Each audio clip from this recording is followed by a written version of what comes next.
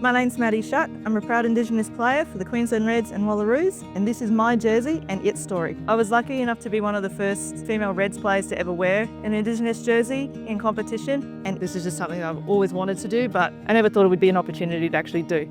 I was playing around with 3 colours of what I really wanted to tell with the design of the jersey.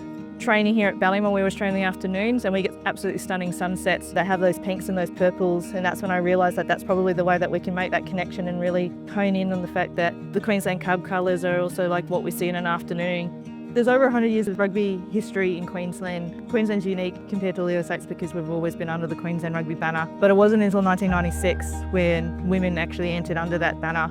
And now this year we'll hit the 100th game ever for Queensland Rugby Women's.